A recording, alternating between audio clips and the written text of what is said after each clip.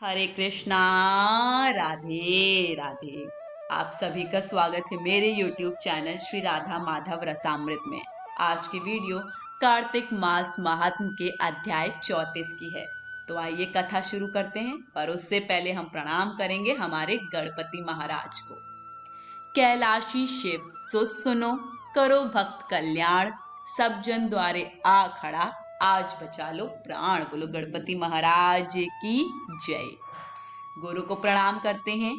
जग जीवन घट घट बसे, करम करावन सोए, बिन सतगुरु केसो कहे, के ही विधि दर्शन होए। बोलो गुरु महाराज की जय।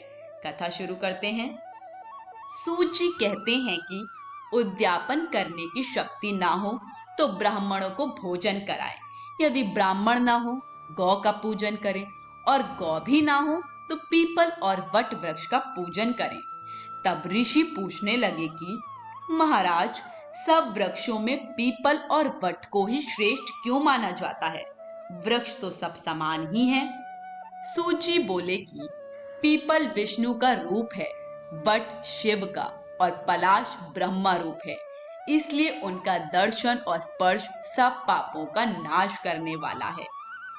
ऋषि कहने लगे कि ब्रह्मा विष्णु शिव वृक्ष भाव को कैसे प्राप्त हुए? तब सूत जी कहने लगे कि एक समय श्री महादेव जी और पार्वती जी एकांत में विराजमान थे। उस समय देवताओं द्वारा भेजे गए अग्निदेव ने उनके एकांतवास में कुछ विघ्न किया, जिससे पार्वती जी ने क्रुद्ध होकर देवताओं को श्राप दिया कि तुम वृक्ष हो जाओ। इसी शाप के वश विष्णु जी गया में पीपल, शिव जी प्रयाग में अक्षयवट और ब्रह्मा जी पलाश हुए। तब ऋषि पूछने लगे कि रविवार को पीपल का स्पर्श नहीं होता, शनिवार को अवश्य होता है, इसका क्या कारण है? सूत जी कहने लगे कि समुद्र मंथन के समय जब 14 रत्न समुद्र में से उत्पन्न हुए तो उनमें से कौस्तुभमणि ले लक्ष्मी जी ने भगवान विष्णु से कहा कि भगवान, मेरी एक बड़ी बहन दरिद्रा है, ज्येष्ठा के रहते हुए आप मेरे साथ कैसे विवाह करते हो? तब विष्णु ने लक्ष्मी के वचन सुनकर दरिद्रा को उद्वालक मुनि को दिया।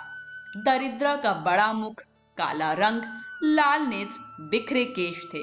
मुनि भगवान की आज्ञा अनुसार विवाह करके आश्रम में आए। दरिद्रता ने आश्रम में आकर देखा कि आश्रम में वेद पाठ और हवन हो रहा है, तो इनको देखकर व्याकुल हो गई और कहने लगी, मैं यहाँ पर नहीं रह सकती।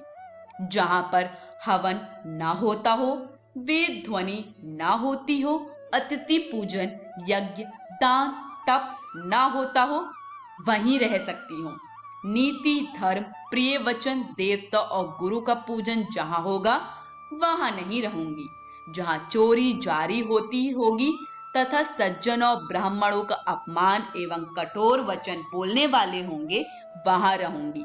ऐसे वचन सुनकर उद्वालक ऋषि अत्यंत व्याकुल होकर कहने लगे कि अच्छा, जाता हूं, और जब तक ना लौटूं तुम यहाँ पीपल के वृक्ष पर रहो। सूत जी कहने लगे कि इस प्रकार उद्वालक ऋषि कहकर चले गए। तब दरिद्रा के बहुत देर तक प्रतीक्षा की, मगर जब मुनि नहीं आए तो पति के त्याग से अत्यंत दुखी होकर रोने लगी। उसका रुदन लक्ष्मी जी ने बैकुंठ में सुनकर भगवान से कहा कि भगवान, मेरी बहन पति के त्याग से दुखित होकर रो रही है, उसे जाकर शांत करिए। तब भगवान लक्ष्मी सहित वहां पर आए और कहने लगे कि तुम पीपल में निवास करो। पीपल हमारा ही अंश है। जो कोई वर्ष भर तक कार्तिक शुक्ल पूर्णमासी को पीपल ज्येष्ठा का पूजन करेगा, उसके यहाँ लक्ष्मी का वास होगा। जो शनिवार को तुम्हारा पूजन करेगा, उसका सूत लपेटेगा, उसके सब मनोवांछित कार्य सिद्ध होंगे। परंतु दूसरे रविवार के दिन जो पीपल का स्पर्श करेगा वह दरिद्री हो जाएगा। ऐसा कहकर भगवान अंतर्ध्यान हो गए। आज की कथा यहीं समाप्त होती है। वीडियो पसंद आई हो तो वीडियो को लाइक शेयर जरूर करिएगा और चैनल को सब्सक्राइब करना बिल्कुल मत भूलें। सभी को हरे कृष्ण, राधे राधे।